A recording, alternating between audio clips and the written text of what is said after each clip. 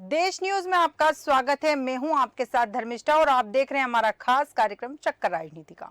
Doctor Mohan Yadav cabinet का 12 दिन चले विचार मंथन के बाद आखिरकार 25 दिसंबर को विस्तार हो गया था, लेकिन इसके 4 दिन बाद भी उनके विभागों का वितरण नहीं हो सका।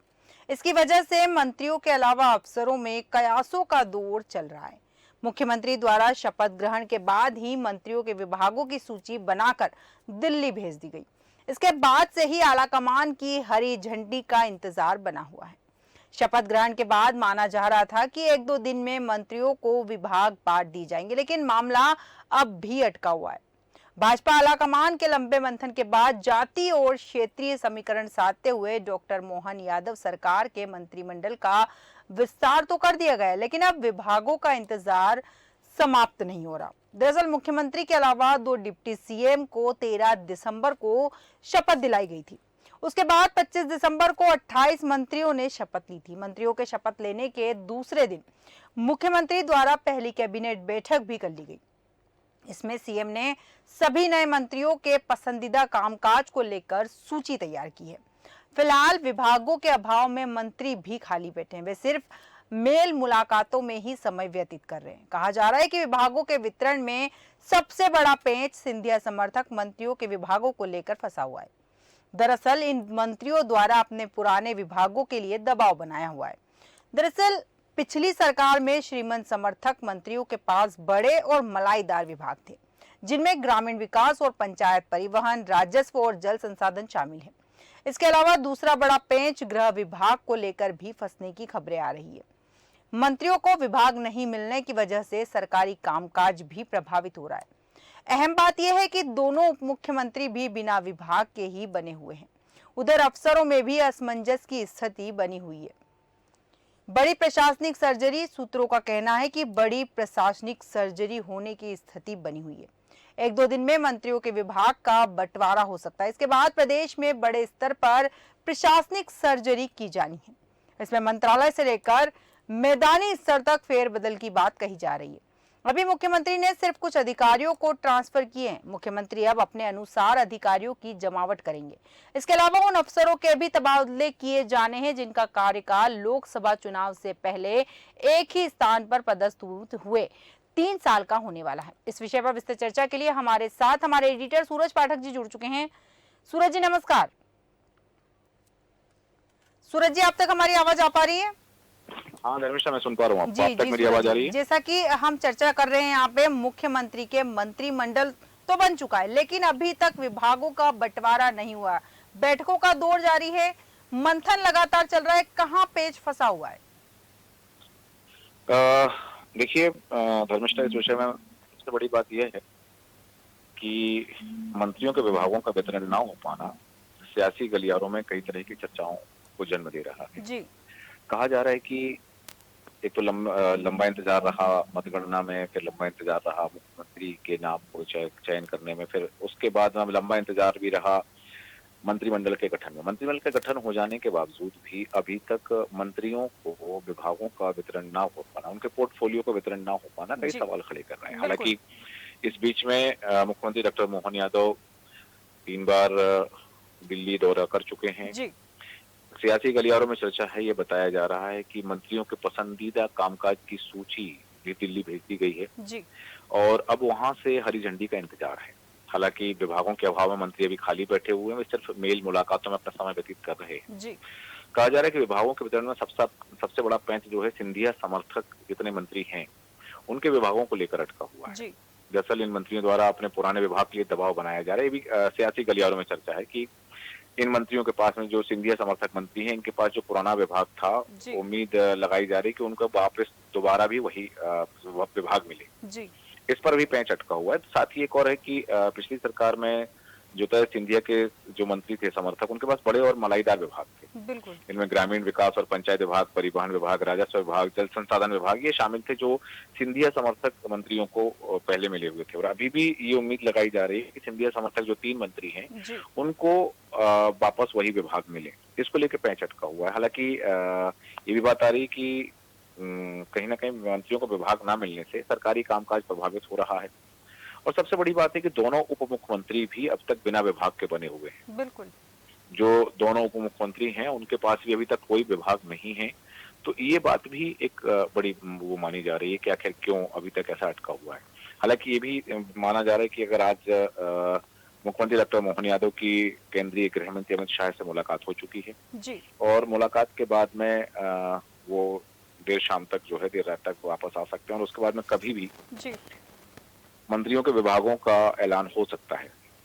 यहाँ एक बात और है कि जैसे ही मंत्रियों के विभागों का ऐलान हो जाएगा, बंटवारा हो जाएगा, तो बड़े स्तर पर प्रशासनिक सर्जरी भी होनी है। बिल्कुल। और प्रशासनिक सर्जरी इसलिए जल्द करना है कि यदि विलंब किया जाता है, यदि देर होता है प्रशासनिक सर्जरी करने में, तो कहीं न कहीं पेंच फंसेगा कि फिर प्रशासनिक सर्जरी चुनाव आयोग की अनुमति से की जा सकती है। क्योंकि यहाँ एक बात ये आएगी कि लोकसभा चुनाव को लेकर भी जो चीजें हैं, हालांकि मुख्यमंत्री अपने अनुसार जो अधिकारियों की जमावट करेंगे। यहाँ एक बात है कि मंत्रियों के नाम का ऐलान हो जाने के बाद में उप मुख्यमंत्री राजेंद्र शुक्ला ने पूर्व गृह मंत्री नरोत्तम मिश्रा का जो चैम्बर था वह अपने नाम आवंटन करा लिया है। और पूर्व गृह मंत्री नरोत्तम मिश्रा का जो चैम्बर है वो BB 2 की तीसरी मंजिल पर है। और गोविंद सिंह जो मंत्री हैं उन्होंने अपना पहले वाला चैम्बर ही अपने पास रखा है, आवंटित करा लिया है। जी। एक बात जरूर है कि जो पहली बार के विधायक मंत्री बने हैं उनमें उत्सुकता राव, उदय प्रताप सिंह, दल सिंह कंसाना, संपत उइके, राकेश शुक्ला, राकेश सिंह, नागर सिंह चौहान, राधा सिंह, प्रतिमा बागड़ी, दिलीप अहिरवार, नरेंद्र शिवाजी पटेल, दिलीप जायसवाल, गौतम टेटवाल, लखन पटेल, कृष्णा गौड़, धर्मेंद्र लोधी, नारायण सिंह पवार, ये पहली बार मंत्री बने हैं। तो इनको लेकर भी अभी जो चीजें हैं कि इनमें एक उत्सुकता बनी हुई है। एक बात और बता दूं कि मंत्रिमंडल के गठन के बाद अब मंत्रियों की जो है गृह विभाग, नगरीय प्रशासन विभाग, राजस्व विभाग, वित्त विभाग, PWD विभाग, महिला बाल विकास विभाग, PHE विभाग, जल संसाधन विभाग जो है, कृषि मंत्रालय, ऊर्जा मंत्रालय, जनसंपर्क विभाग, परिवहन जैसे प्रमुख विभाग जो हैं, हालांकि इन विभागों को मलाईदार विभाग कहा जाता है, तो कई मंत्रियों की नजर बनी हुई है कि उनको ये विभाग मिलना चाहिए। बिल्कुल। हालांकि आपको बता दूं कि कैलाश विजयवर्गीय पहले जब सरकार में मंत्री रहे हैं तो उनके पास नगरीय प्रशासन विभाग रहा है, उसका अनुभव है उनके पास। सिंधिया खेमे के जो मंत्री हैं गोविंद सिंह राजपूत, तो उनके पास राजस्व परिवहन पहले रहा, वो देख चुके हैं इस विभाग को। प्रद्युम्न सिंह तोमर जो हैं शिवराज की सरकार में ऊर्जा मंत्री रह चुके हैं। तुलसी सिलावट के पास जल संसाधन विभाग रह चुका है। दूसरी तरफ राकेश सिंह, प्रहलाद पटेल, राव उदय प्रताप सिंह पहली बार के विधायक हैं और पहली बार में ही कैबिनेट मंत्री बनाए गए हैं। तो ऐसे में इनकी वरिष्ठता को देखते हुए, इनकी वरीयता को देखते हुए, क्योंकि ये सीनियर हैं, तो उस आधार पर भी इनको विभागों का आवंटन कराया जाएगा, क्योंकि इन्हें कोई छोटा मोटा विभाग नहीं दिया जा सकता है। ये देखना होगा कि जो बड़े नाम हैं, जो सांसद से जीतकर आए हैं और अब कैबिनेट में शामिल हैं, और जो 6 राज्य मंत्री हैं स्वतंत्र प्रभार और 4 राज्य मंत्री हैं, इनको कौन कौन सा विभाग दिया जाना है, इसको लेकर हालांकि एक बड़ी बात आई थी कि मुख्यमंत्री मोहन यादव विभागों की समीक्षा कर रहे हैं और उसकी बाद में विभागों का आवंटन होगा। तो ये चीज जो है, क्योंकि विभाग बंटवारे की जो चर्चा है कहीं ना कहीं भोपाल से लेकर दिल्ली तक लगातार मंथन चल रहा है। बड़ी बात ये है कि जैसा मैंने आपसे कहा भी कि 13 दिसंबर को शपथ लेने के बाद में जब मुख्यमंत्री मोहन यादव ने शपथ ली, उसके बाद दोनों डिप्टी CM राजेंद्र शुक्ल, जगदीश देवड़ा ने भी अपने पद संभाले थे। 15 दिन बीत चुके हैं, अभी तक दोनों डिप्टी CM के पास कोई विभाग नहीं है। हालांकि इससे पहले जब सरकार रही है तो शिवराज सरकार में जगदीश देवड़ा वित्त मंत्री रहे हैं, जो वर्तमान उप मुख्यमंत्री हैं, और एक और उप मुख्यमंत्री जो राजेंद्र शुक्ल हैं, उनके पास पहले जनसंपर्क विभाग रहा है। तो अब उनको कौन सा मंत्रालय दिया जाना है, किस विभाग की जिम्मेदारी दी जानी है, ये एक बात जरूर है। हालांकि मंत्रियों को पोर्टफोलियो देना मुख्यमंत्री का विशेष अधिकार होता है और अपने अधिकार का वो कितना प्रयोग कर पा रहे हैं, क्योंकि लगातार जैसे मैंने उल्लेख किया कि दिल्ली से लेकर भोपाल तक लगातार इस विषय पर मंथन चल रहा है। और अब इस विषय के मंथन को लेकर के जो तमाम चीजें हैं वो सामने नजर आ रही हैं। जी धर्मिष्ठा जी। बिल्कुल सूरज जी, सही कहा आपने कि मंथन चल रहा है। जैसे कि कैबिनेट का जब 12 दिन चले थे, 12 दिन के बाद मंथन में रिजल्ट निकल के आया था कि मंत्री कौन कौन होंगे। अब मंत्रालय बंटवारे में भी मंथन लगातार चल रहा है, तो ये कहा जाना गलत नहीं होगा कि जब मंत्रालय का बंटवारा किया जाएगा कि कौन सा पद किसको देना है या फिर कौन सा विभाग किसे देना है, उसमें मंथन लगातार होगा, तो क्या उसमें भी वरिष्ठता का ध्यान रखा जाएगा कि जो सीनियर नेता या बहुत समय से नेता जो बने हुए हैं या फिर जो सांसद है, उनको जो विभाग दिए जाएंगे वो बड़े दिए जाएंगे? नहीं, स्वाभाविक बात है। यहाँ 2 चीजों का हमें ध्यान रखना होगा धर्मिष्ठा, कि ये जो विभाग दिए जाएंगे, ये विभाग क्योंकि लोकसभा चुनाव सामने है। बिल्कुल। जैसा कि आप अपने कार्यक्रम में एक बार उल्लेख कर चुकी हैं कि जो मंत्री हैं उन्हें लोकसभा की जिम्मेदारी दी जाएगी, एक-एक मंत्री को एक-एक लोकसभा सीट की जिम्मेदारी दी जाएगी। और ये जो मंत्री हैं, इनको जो विभागों का बंटवारा किया जाना है वो वरीयता क्रम में वरिष्ठता में इसलिए किया जाएगा क्योंकि उनको ताकतवर बनाया जाएगा, मंत्रियों को, जिनको किसी विशेष लोकसभा क्षेत्र की, जैसा कि हमारी एक चर्चा में बात आई थी जी।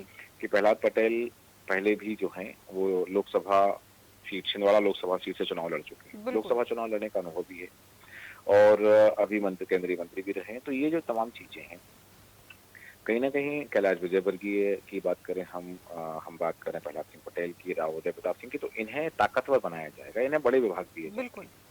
भले ही ये पहली बार विधायक बने हैं, पहली बार कैबिनेट मंत्री बने हैं, लेकिन इसके बावजूद भी इन्हें ताकतवर इसलिए बनाया जाएगा क्योंकि इनके कंधों पर लोकसभा चुनाव की जिम्मेदारी होगी। बिल्कुल। तो ये जो तमाम जमावट की जा रही है विभागों के वितरण से लेकर कैबिनेट और राज्य मंत्री स्वतंत्र प्रभार राज्य मंत्री का जो गठन हुआ है, मंत्रिमंडल का जो विस्तार हुआ है, कहीं न कहीं इसमें सीधी तस्वीर जो है वो दिख रही है कि मिशन 2024 की तैयारी। बिल्कुल। और मिशन 2024 की तैयारी के मद्देनजर ही विभागों का बंटवारा किया जाएगा।